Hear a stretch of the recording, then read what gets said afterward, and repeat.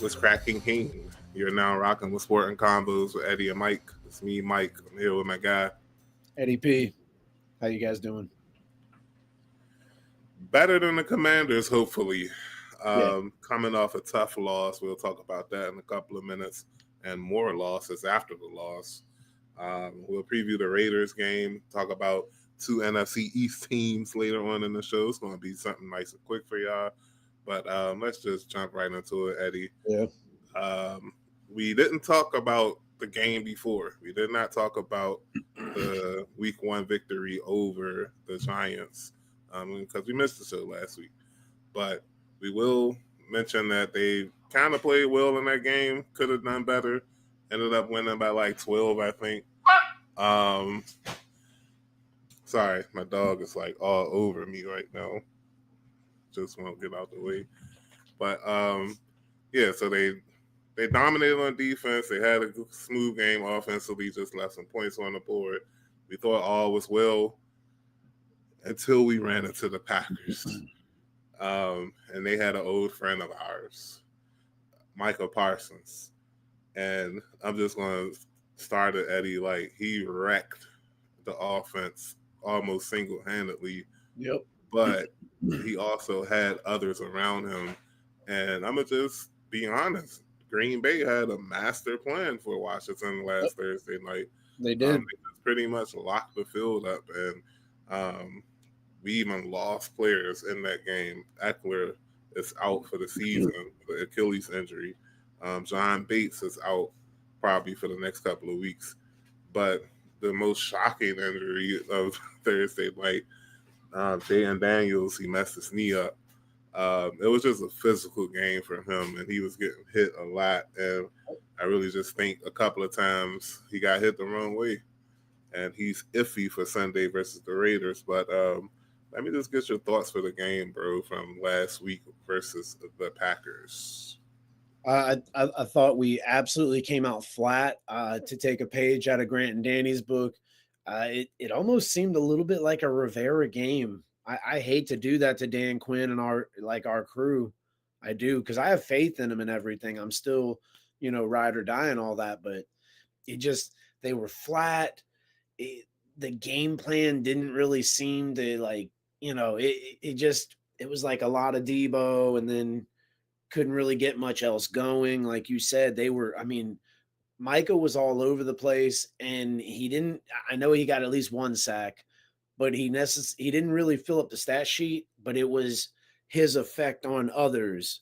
That was what was most important, because he was disruptive and demanded attention, and it freed other guys up. And not that those other guys are, not good, but it just, having Micah Parsons is always going to help, Captain Obvious. But it didn't seem like we made adjustments. And I thought Green Bay, they really exploited us with Tyler Kraft, or Croft, whatever. He had a big game, but I thought they also did a good job of really kind of doing what we did week 1, where it was an everybody contributing kind of game. They did some end around stuff. They were obviously running the ball with Jacobs. You got a guy like Jordan Love who can kind of extend plays and, do a lot of things that Jaden Daniels can do. I'm not comparing the two or anything, but they have similar skill set as well. That's about it. But yeah, everybody was involved in that game, and it was everything that it was for Green Bay. It wasn't for Washington, if that makes sense. Like, the bounces were going Green Bay's way. They were already playing well. They were at home. You saw what they did to Detroit, so they were coming in confident and feeling good about themselves. And things really kind of spiraled for Washington. They didn't start off great, and then, you start to get these injuries, and it's just, Eckler really hurts on offense, and then a guy like Dietrich Wise, who was contributing on defense, that obviously hurts. Then you get a guy like John Bates, who was actually, at least the way I was kind of seeing, it seemed like maybe they might start to throw to him some. He's such a good blocker and so valuable in that aspect of the game. So maybe kind of, opening up that part of his game would kind of help us out offensively from like just a, unpredictability kind of thing. But yeah, it sucks. Like all three of those guys go down. We're losing. You see Jaden limping, and he's playing through it. And we're all thinking maybe it's a wrist, but you see him limping. Maybe he just twisted his ankle. Someone tackled him, like held his leg too long. You get the touchdown to Debo, and then now, Mike, I'm worried, but I'm not worried. So I don't want to segue. I've talked too much. That's how I feel about the Packers game. I think we're going to see that the Packers and the Eagles, and hopefully us, if we get our act together and can, get healthy, I think you're going to see that those are going to be the teams when it's all said and done. I'm glad you mentioned the Eagles with the Packers because I feel like that was my biggest takeaway from the game. Um, yeah, Washington struggled and did this and did that, but for the most part, I just feel like it wasn't much more. Like even with a better game plan, I feel like Green Bay just wasn't still taking our lunch that day. Mm. Um, and yeah, that's my biggest takeaway from the game is that they are honestly, I'm more fearful of them than the Eagles at this moment Hmm. because they just pretty much they easily locked us up. Like with Philly, it felt like we beat them one time, even though they lost Hurts. We still won that game. The first game last year, we were leading entering the fourth quarter on the Thursday night game. And an NFC Championship game, even though they beat us 55-23, I just feel like the game got away from Washington because of the turnovers. Whereas with Green Bay, they played a pretty okay game, and Green Bay just seemed like even with not playing their best, they easily handled us. Yeah. And I'm like, that's not good. And we're talking about a quarterback that can. I'm not going to say that Hurts can't throw the ball, but like nobody's going to sit here and say that he's a better passer than Jordan Love. No one's Certainly. going to sit here and say that the Packers, the Eagles offensive coordinator, whoever he may be, I really forgot who it is, but no one's going to say that they're a better play caller than Matt LaFleur.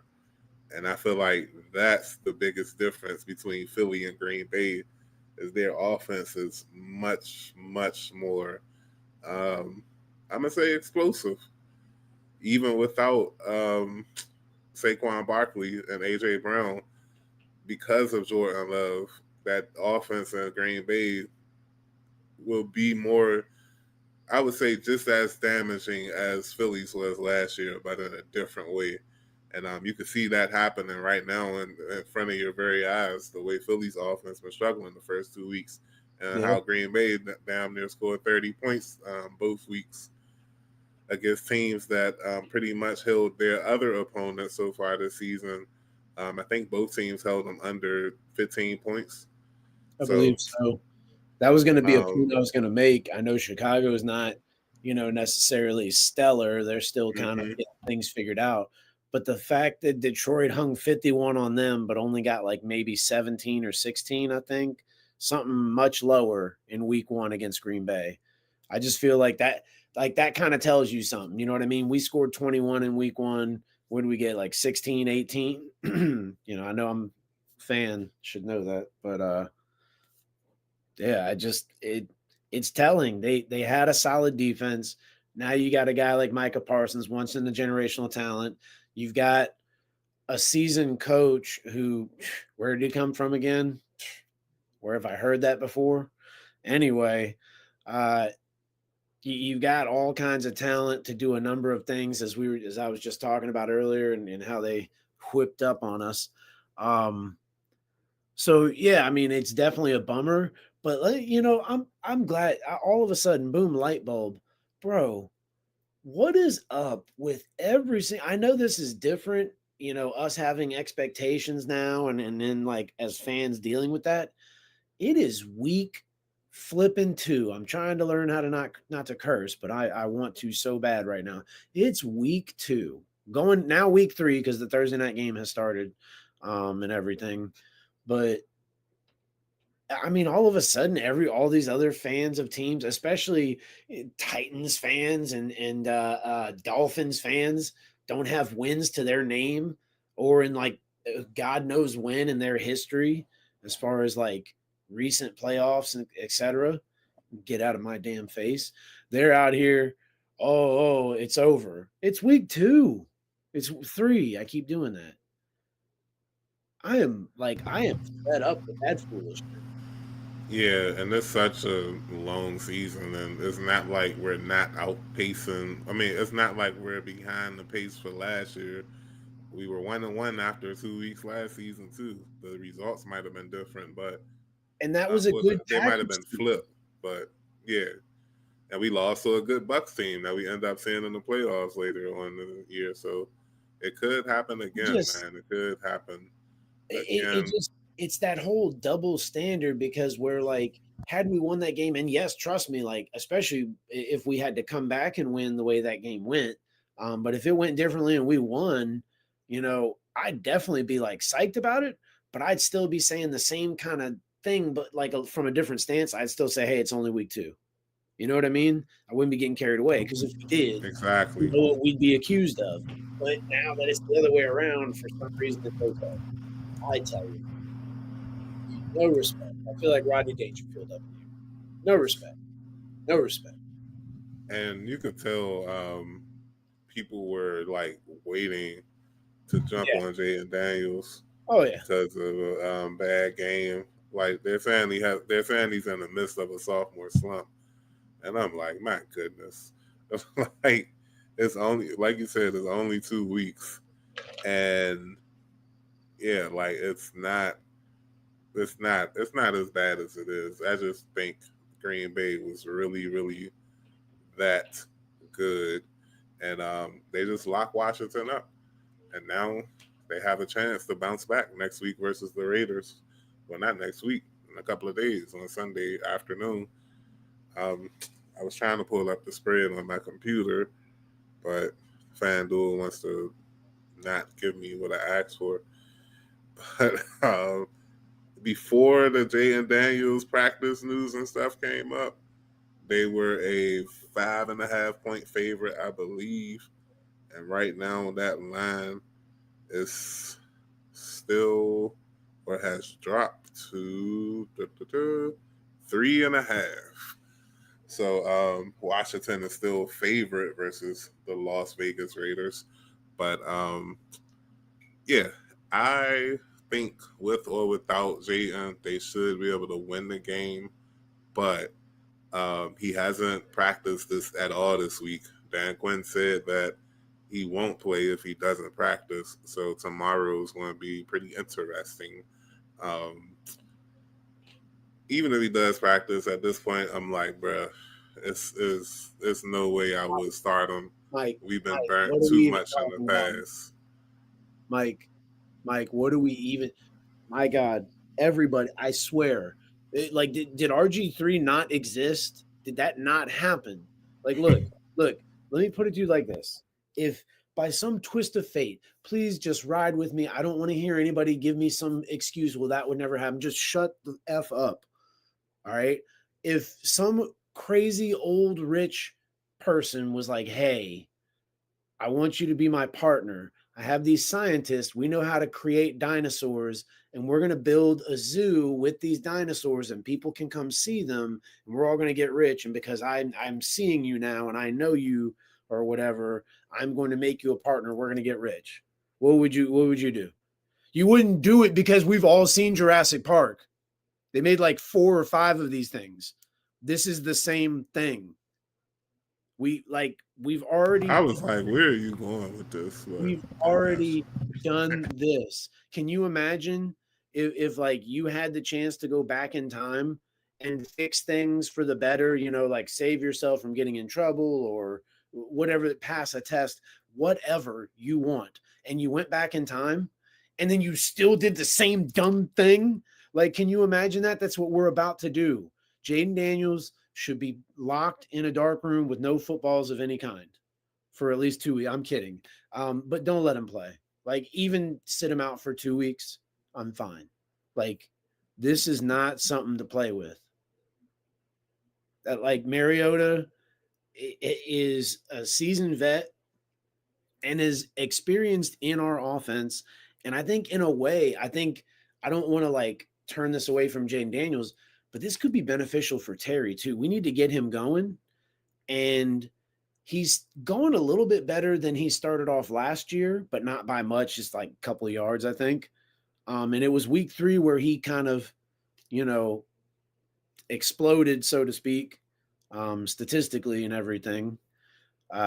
So maybe that'll happen again. And I don't know how to explain it, but the idea that like it's a shakeup and we're obviously going to run the ball and Mariota can run some, he's not Jaden.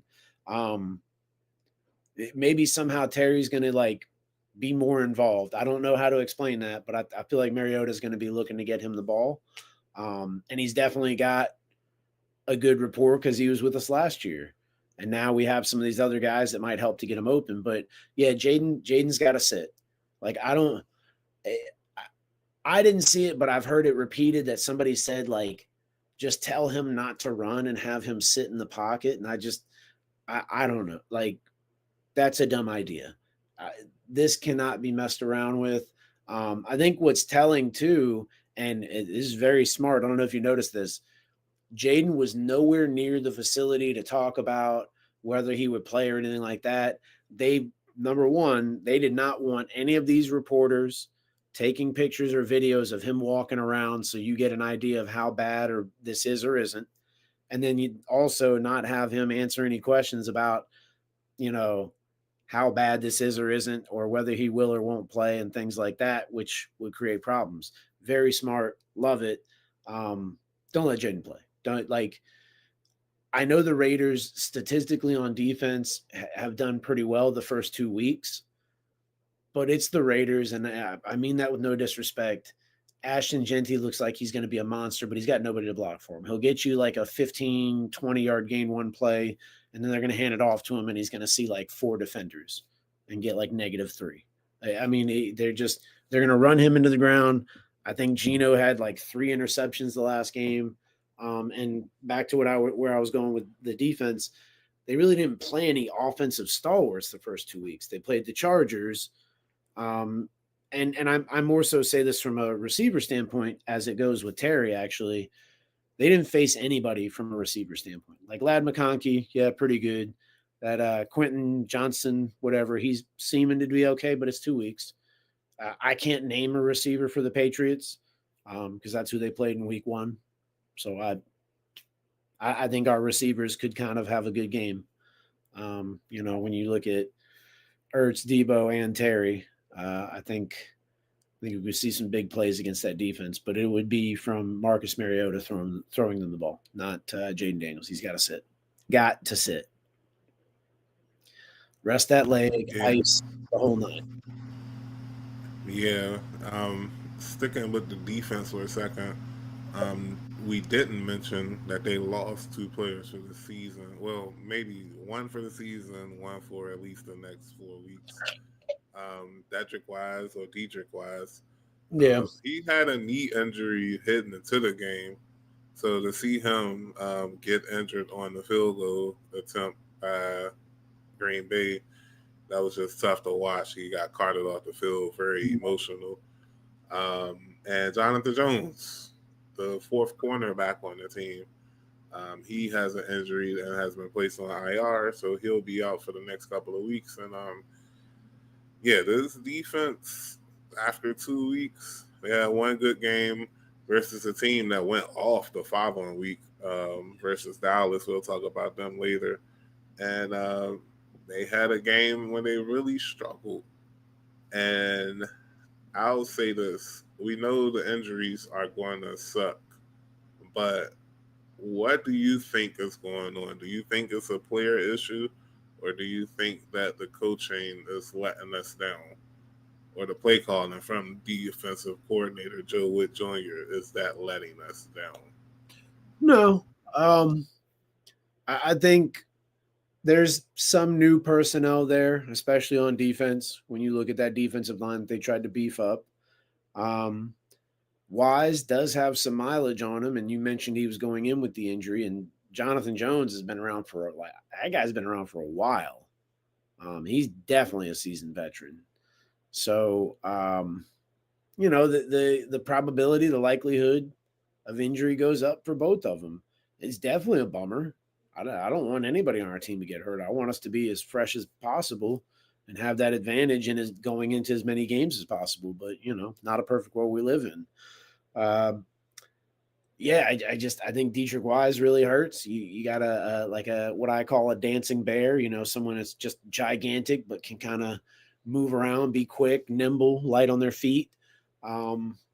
He looked really good against the Giants, and I understand you got to kind of keep in mind the competition you're playing against when looking at a serving sample. It's a bummer, and I think it'll definitely hurt us. In an ironic twist, we just played the Packers, and then former Washington team, formerly known, the R word, Preston Smith has been signed. I don't know what to expect. I don't expect much, but a veteran, a guy who can get after the pass, the quarterback, I mean. So, we'll see if he can contribute or at the very least help to develop, guys like Johnny Newton. I'm all for it. So, and Payne as well. Not that, he can't, grow and get better and develop as well, but just, definitely Newton. He's younger, a little more moldable, valuable. Yeah. Um, I think it's a combination of both, based on the question I asked earlier. I think it's the players and the coaches, man. I think they just need more time to chill, and hopefully they don't come in playing the wrong schemes versus their own teams again. Like I wouldn't dare run majority man versus a Kyle Shanahan type offense because I know he's going to scheme me to death. He's going to run bunch formations out the wazoo and get a bunch of pick plays going and just destroy me. And I feel like it's a reason why Dan Quinn defenses struggles versus Kyle Shanahan offenses. And people could try to poo-poo the point and say that things have changed or things are different or whatever. But the fact of the matter remains that um, every time I've seen Dan Quinn go against one of these offenses, the defenses struggle. It happened twice. Not twice. It happened last year. Um, it happened last year versus I forgot who we played. I forgot, but it did happen last year. It happened in the Cowboys, his last game with the Cowboys and the Packers wild card game where they got destroyed. And somebody was like, well, it happens versus every defense that they play. And I'm like, yeah, but Dan Quinn's defense has slowed down every offensive scheme except for Kyle Shanahan's.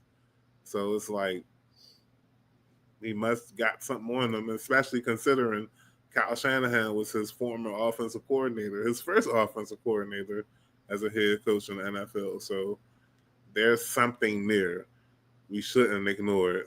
There's something there.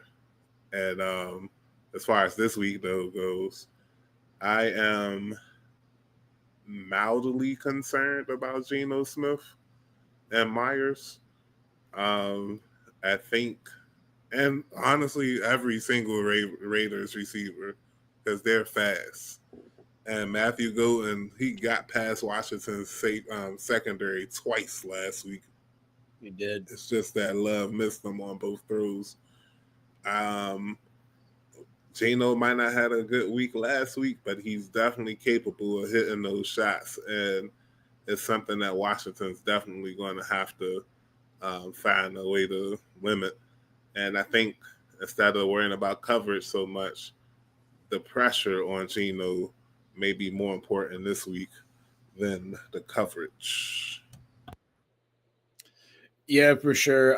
That's what I mean. Like I'm not trying to disrespect him, and I agree. Like, not sleeping or anything for sure, but this is a winnable game, which is also another reason why I just it being so early in a game we can win. We don't need to start Jaden. I don't know if I've said that enough times, but yeah, I'm not sleeping on them. But Raiders speed. I don't know where we've heard that before. Um, I think, yeah, we should definitely be able to get after Geno Smith.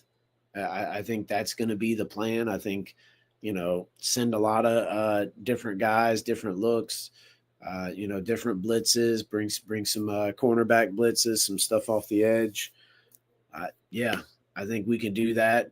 Um, he's not the most mobile quarterback, a little bit of a statue, so I think we can get to him. I don't think their O line's all that great, so hopefully we can take advantage there. And I mean, It is not. and to be honest, even though the Packers did whoop us, there were some moments where we were in not the greatest of positions and kind of like, we held our own in those very few and far between moments. But anywho, back to the Raiders game. Yeah, I'm hopeful our D line can kind of just push around their offensive line. You got to remember that even though Geno Smith has been in the league for a while and he's reunited with Pete Carroll and all that, this is a kind of sort of rebuild, reconstruct, whatever type of buzzword they want to use. So there's going to be a lot of turnover there, young players or new players, mixture of both, obviously. And I think we need to take advantage of that because it'll obviously, hopefully, work to our advantage as far as a prep and awareness kind of thing. But we are one of the older teams in the league, so we're going to have to really take advantage where we can there. So if we got the advantage on the D line, hopefully we are studying for every single advantage we can find. Young, the halftime for the Bills Miami Thursday night game Some might have been dogs one of running the. around, ain't it? No, it might have been the fastest halftime I ever seen. Oh, It really? felt like I just saw Allen kneel the ball. I don't know. Maybe it's because I'm doing the show or something, but I'm sorry. I digress like a mug. Like a mug. So our offense ended the game. Game preview. The Raiders game preview. Our offense is going to have a problem with Max Crosby, regardless if Wiley starts or if they keep Connolly Jr. in. Simply because Max Crosby is a beast, and it just sucks that we end up playing three. I would say two of the best defensive lines in the league, and arguably one of the best 5 pass rushers in the league. It just sucks that we got all of that in the first 3 weeks of the season, and it's going to matter. Like it really is going to matter because if they start Connolly, I'm telling you right now, we're going to be in trouble. Matt Crosby, he's going to annihilate them because if Brian Burns can do what he did, and I'm not even going to say what Parsons did to him because like it's Parsons, but yeah, so far he's getting cooked. I think it's a combination of not only his inexperience, but his strength. He's just not strong enough. He's still a puppy. Like he's really, really young, man, and really, really like, yeah, he's gonna be a beast eventually, but man, he's getting taken behind the woodshed right now. And goodness, you're taking him out in the woodshed. Harsh words from Mike. Yeah, sometimes the truth hurts. It's not that I'm refuting anything you're saying so much as and it's no disrespect to Max Crosby, but I think we can certainly scheme against him because I don't really fear anybody else on that defense. Throw a running back or a fullback, even a receiver, have him chip, do a lot of things like that. Roll the pocket away from Crosby, make him really work, wear him out. Especially early on, run the ball. Go to like a heavy tight end kind of package. Get Debo and Terry on the side. What do they call that? 11 or 22, I think. No, Roll with those kind of give packages. me the line, bro. Huh? I said, don't get me lying. Okay. Anywho, yeah, run those kind of packages, run early, get some stuff where you get Mariota out of the pocket, maybe even run him a time or two. Hold on. I know. 11 personnels with one tight end, 12 personnels with two tight ends. I'm sorry. I did know that. I'm sorry. All right. Well, yeah. I mean, they could definitely run some of that stuff, but I think they should just go run heavy. Like I said, when you do pass, you can have Debo, you can have Ertz, or even, I don't know which running back. I would prefer if it's a running back that it be Rodriguez or McNichols instead of Krosky Merritt, just because he's a little Well, they small. already said he was going to be, said Bill was going to be, RB1. I'm sorry. No, Um, I hear you, but I'm talking about on passing down specifically the running backs that oh, I yeah, yeah, yeah. the running backs that I would want chipping Crosby would not be Krosky Merritt. He's too small, and I don't want him hurting his shoulder like Xavier Worthy did. So, yeah, but I listen. Crosby's a beast, and I'm not taking anything away from him. But that's what they should be doing with the rookie anyway. Send a little help his way every now and again. Get him, ease him in. So I think we'll be So, fine. I think we gotta, we can't sleep. Certainly, never can. Not on anybody, not anyone. so with that said, what's your prediction for Sunday afternoon? I'm gonna go with a paltry 24 to 13, 24-10. 24-10 is what I'm doing. Damn near tripling the spread. I see. Oh no, it's definitely tripling. That is a tackle. I mean, that is a flag. I'm sorry, Josh Allen was flat, and one of the Miami Dolphins players like dove on top of his back as he was sliding, and yeah, crazy. Of course, pushing and shoving assume, Oh yeah. but give me Washington 24, Oakland 10 of Oakland. I did it. Dang, thought I was gonna make it without doing it. They're always going to be the Oakland Raiders. Give me Washington 24, the Las Vegas Raiders 20. Oh, I had the same score in week 1. I had the same score in week 2. Probably going to just roll with that score all season. And it kind of sucked that the Eagles Cowboys game ended 24-20 in week 1. And I was like, they stole my score. But you like South Park? They took your job. but They took my job. it should be a good game. That game will be on Fox. Yes, that game will be on Fox. It's the first game of a doubleheader, and most of the country will be seeing the Cowboys take on the Chicago Bears, and that's an interesting game. Not only because it's a division rival playing, but whew, the Lions really did put it on the Bears for real last week, and I just feel like Dallas's offense can be just as explosive as um, the Lions offense that who the Bears played last week, and it can get ugly. It can get really ugly, and you got a first year head coach with an imposing rookie first overall pick starting 0-3 potentially, and Dallas is suddenly looking at a 2-1 start if all things go if we go how things if things go how we assume they'll go. I'm sorry. I believe Dallas will be one of those teams we'll have to watch out for throughout the entire season. So, what are your thoughts on those two teams and that game? I think Dallas's defense is absolute garbage. Um, Pretty sure Bland. I don't know how if he's out for the season or what, but I know Bland was hurt, one of their better DBs.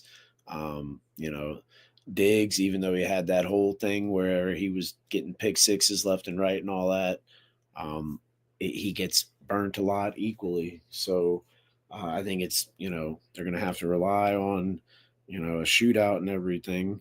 And yeah, I don't know, man. I'm like, I don't really watch. Like, I obviously watch from a fantasy standpoint, but a game like this, I don't know that I'd really watch, not unless I have to. Because I get it. Caleb Williams is like going to be one of the young it guys potentially. And now they got Ben Johnson. So that's a storyline. But I just really don't care for how that team's assembled.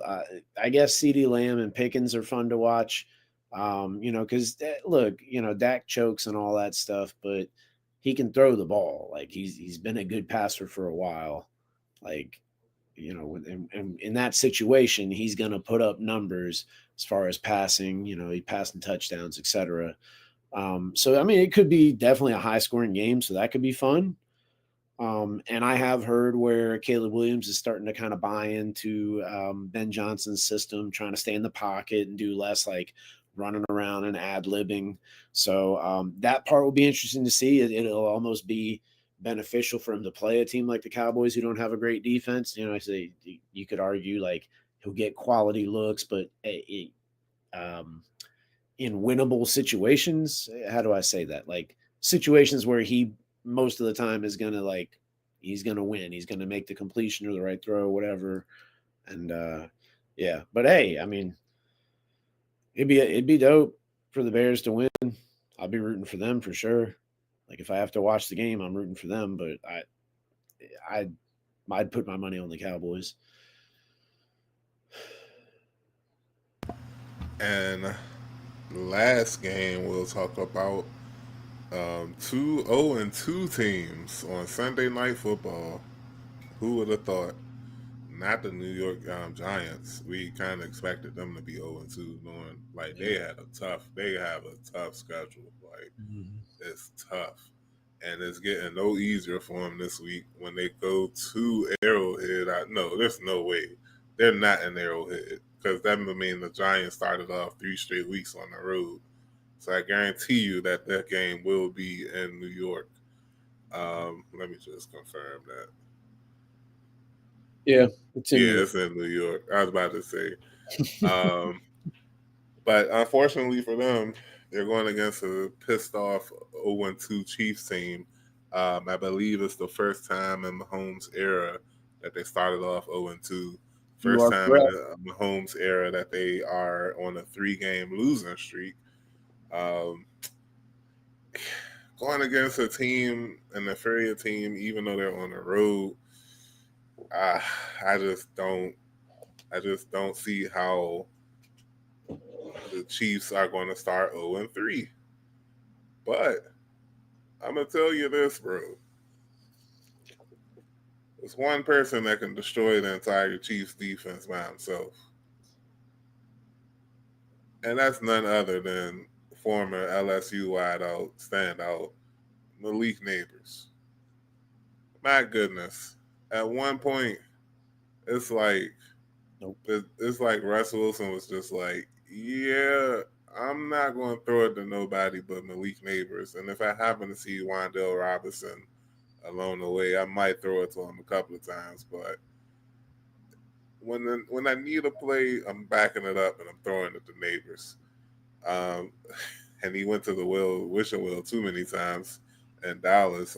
He threw an interception in overtime, like on a second down, when he threw a Hail Murray to Neighbors, and I'm like, you went to the well too much. But yeah, KC's secondary can be suspect. Wilson is a wiry quarterback still. He can be up and down, but if he has an up game at home with Neighbors, it could be troublesome for the Chiefs. I just listen. I'm not discounting the talent of Malik Neighbors and a crafty veteran like Russell Wilson, but you know what were we just talking about? He didn't really have the greatest game against Washington, but then he comes and has this great game against Dallas. What was he doing most of the time last year with Denver? Not playing well. I just don't all of a sudden think that he and Malik Neighbors are going to have this phenomenal game. Kansas City is a team that has had ridiculous amounts of success. And I understand they're hurting. You just talked about 0-3 for the first time. They're missing a lot of guys due to injuries and suspensions. But Andy Reid and Steve Spagnuolo on defense, their coordinator, that is, I promise you, Neighbors is going to be heavily watched. And I understand Wan'Dale Robinson, speed guy, had a number of catches last week. I just don't see that Kansas City defense, which has actually been really more of the strength of the team. I mean, I know Mahomes, Kelsey, you got Andy Reid, and that whole thing is always going to be there. But their defense has been a big reason that they've been successful the last season and a little bit more than that ish. So I don't see it being quite like what you're saying as far as like the one man who can, there it's just not going to happen. I think Kansas City's going to come in there pissed off. I can't tell you how they're going to put up the points because I don't know who's going to be playing. Xavier Worthy's still hurt. They'll key in on Travis Kelce. Maybe Pacheco will have a coming out party. Maybe even what's the other running back's name? The dude that was with him and then he left. Hunt. Browns. Yep, Kareem Hunt. There we go. Why I couldn't think of his name. Maybe he'll start to ball out a little bit. I don't know. We'll see, but I feel like you're going to see Kansas City go in there and kind of really lock in, and it might not be like this big blowout of points, but it'll be a handled whatever. There will not be any doubt during the game Kansas City will win. I'd be so surprised if anything else happens. You never learn, bro. You never learn. You're funny. Let's not sit here crap out of us. And we did a recording that night, that game. It was like 3 seasons ago. We wore the black jerseys, and the Bears came to town and they beat the brakes off of us. And that night, and it was the night before. Excuse me. And you were like, "Oh, we're gonna get them Bambas up on out of here. We're gonna put up all these points and whatever." And what happened? You're telling me I never learned. Oh. You sure I wasn't being braggadocious or like sarcastic or whatever? I mean, you might have had like a little pizzazz on the prediction, a little flair, a little bravado, but it was your prediction. I don't know. Maybe I misread it, but I'm positive you were like, yeah, we're gonna beat him, because I was the whole time I was like, man. I was like, we should win. We should beat the crap out of them, but I'm nervous. You were like, nah, don't worry. You ain't got to worry. I mean, look, I get it. The optics, you got a Giants defense, with guys like Burns and Thibodeau and the Abdul Carter, and they wreak havoc. They ain't even doing nothing like that for real. Well, yeah. Well, he's young, and what I've seen is like in his film, it seemed like he would make some big plays, then he'd be having the big plays made against him. So it happens. He's young. He'll get it together, I think. Just hopefully not with the Giants. But those guys can wreak havoc. But it's a seasoned team with a coach like Andy Reid, a quarterback like Mahomes, who, by the way, and I know this because he's on my fantasy team, he's actually doing a lot with his feet. He's gotten a lot. I think he's gotten like 50 plus rushing yards the first 2 games. So, and he's always had that, kind of elusiveness to him. Like, he's not necessarily really fast, but he kind of just has like some wiggle and some movement to him, and just kind of, takes a step here and there. Next thing you know, he's by you or he's going the other way. So yeah, I just think when you have all those factors going in, now, hey, maybe it rains or maybe there's some other things that come into play, but Kansas City's a pretty solid squad. I feel like they're going to come in pissed off, focused. Like I said, it might not be like a ridiculous score, but they're definitely, it'll be a handed, whatever. I don't know why I can't think of this. Somebody will tell me how to beat them handedly. Correct. Um, all right, you don't know this, but we do have one more topic for the show Okay. tonight. Um, the Nationals. Ooh. They're one game, a one win away from clinching a non-100 loss season.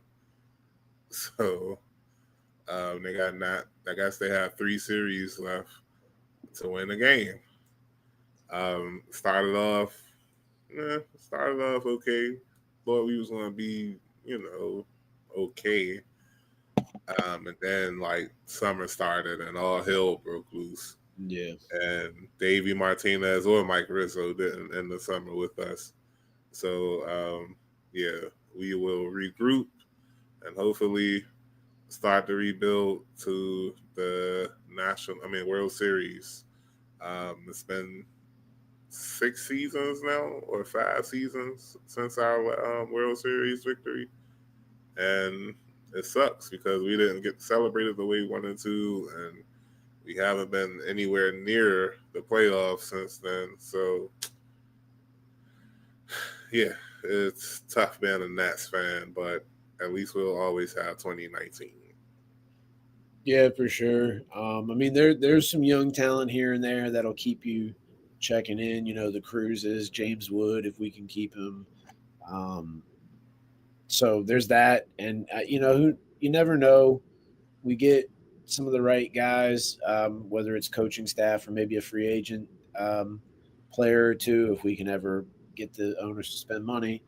You never know. I don't say that just kind of leisurely, like, oh, these turnarounds are, a dime a dozen. No, they're not. But there's always that possibility. If you look at those couple of times in the late 90s, early 2000s, where the Florida Marlins just happened to have like a team win the World Series, completely blow the team up, and then like 5 years later do the same thing, blow the team up again. If that can happen, there's no way that it can't happen again. Not what I expect, but it's just something to throw out there. It's going to be interesting to see. Oh, Yeah, I speaking of mean, DC, it's more than likely what I just said won't happen, but it's nice to dream. Give you a reason to go there and maybe have a little hope. we're about to bounce, but speaking of DC, they did approve the final vote for Yep, the RFK site. positive. So the Commanders will officially be moving back to Washington, D.C., probably by the start of the 2030 season.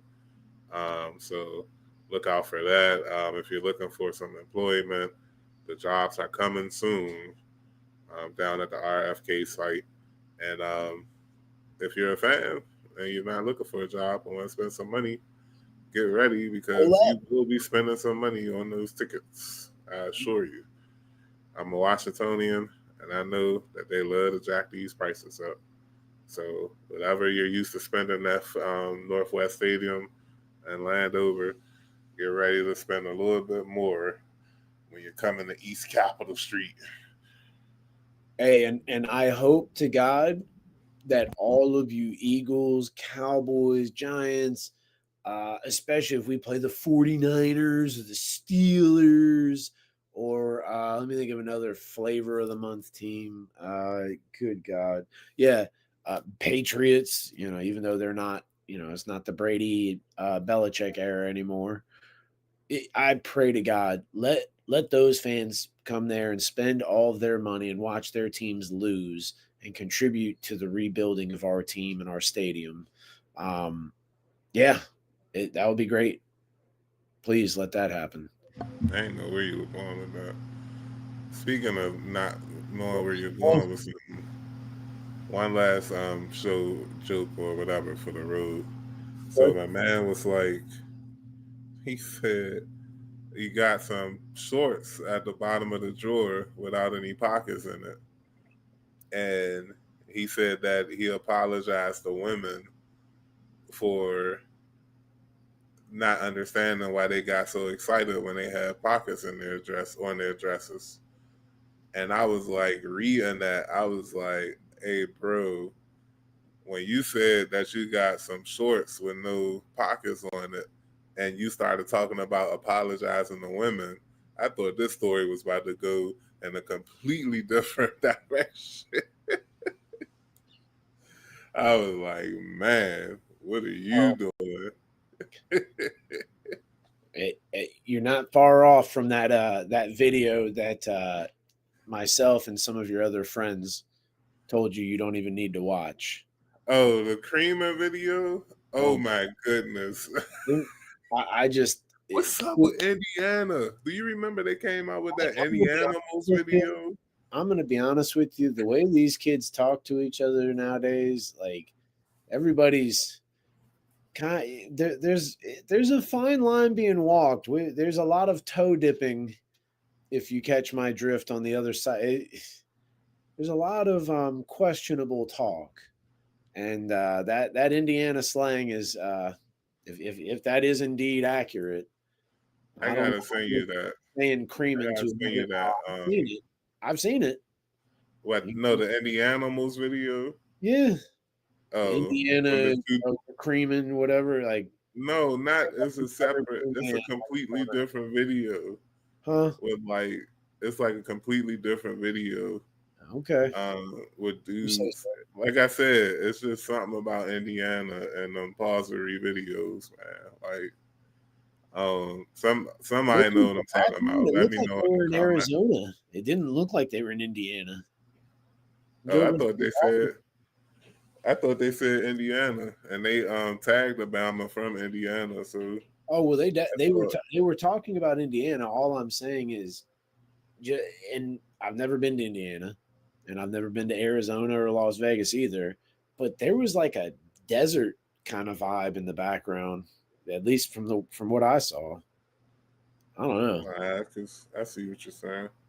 It's definitely not, at least in downtown Indianapolis. It I definitely just when I wasn't. look at that, the last place I would probably think of would be Indiana. If I had to like, hey, guess where these guys are? Where are they right now? I would have no clue.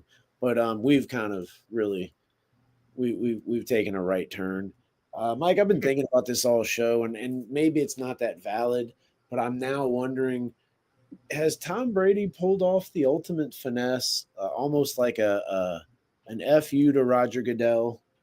Um, I'm sure we've talked about this before, and maybe now there's a little more clarity on everything. He is a part owner of the Vegas Raiders, but he is also hired by Fox.